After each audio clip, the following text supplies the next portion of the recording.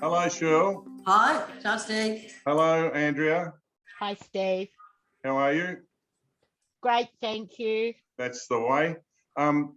Firstly, I'd like to thank both of you so much for agreeing to have a chat about our co-op's endeavours to give its members a say in what goes on at SouthEast Housing.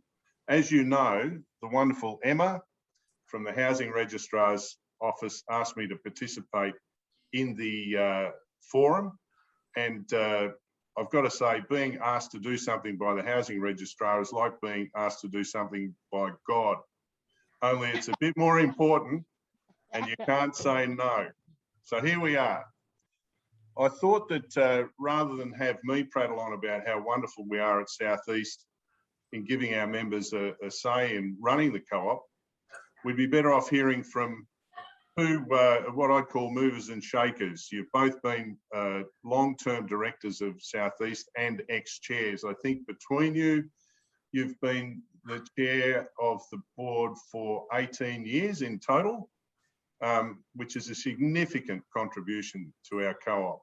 And you've had a real say in the affairs of the organisation over an extended period of time. I might start with Shirley, and Shirley, I'd like to ask you to give us an outline of how you came to join the co-op in the first instance. Well, I first joined, I was in a housing situation where once again the house was being sold as in rental, and I had my frail mother living with me and caring for her, and a notice came in the paper from the former Frankston co-op, looking for applicants to join, and I was lucky enough to get into that thing and joined in 1986, and I became housed in 1987, in June of 1987, which was really wonderful. I had nothing to do with meetings prior to joining the co-op. You've had plenty since, Cheryl, haven't you? Yes, well, that's when it all hit, and I just couldn't believe what I was doing. And I'm thinking, oh, better milking cows. But it was a great time. I got a lot of confidence because it was a small group, and then went on to join different committees in the community. And then we were the leaders in forming SouthEast, our co-op was. And we went on from there. We formed SouthEast and begun in 2000. You were SouthEast's inaugural chair, were you not? Yes, I was. Yeah. Wonderful. And from there, I went to so many different outside meetings. It was like having a schooling all over again. I left school at 12 to care for a family of 10, so wow. I always felt myself a dummy in the group. But it's given me so much confidence, and to be able to mix with all the members and the different people in the sector is really great. I can promise you one thing, Cheryl, you're never the bunny in any group that you're in. I promise you that. Thanks for that. Andrea, how did you end up coming to the housing co-op? I believe you'd been overseas for a number of years. I'd been married and living overseas with the British Army, and then the marriage ended and I came back to Australia with my little children to my parents' house, and that was a shock to them and to me. I came back and knew I had to find some type of housing, and didn't have any money, just couldn't afford a private rental. And then through someone else that I met who was involved with the co-op, they talked to me about it and said, get your name on the list.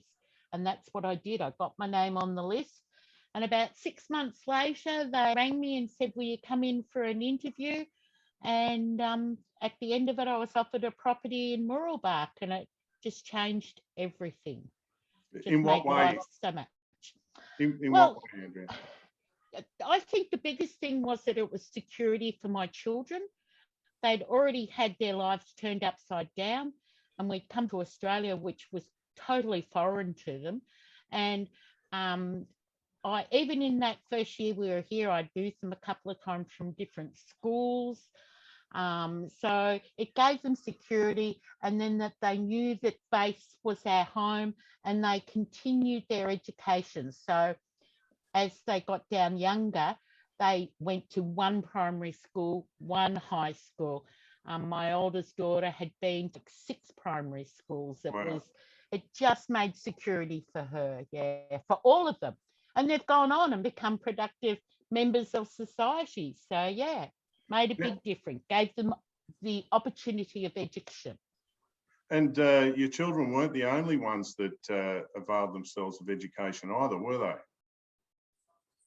I'm thinking Oh, of you. of course, I went back and studied. And that was it. I was studying. I was at uni doing a course. And I had the time. My children, my youngest one was in like kindergarten. So I had the time where I could do a little bit of voluntary work, and it went on from there.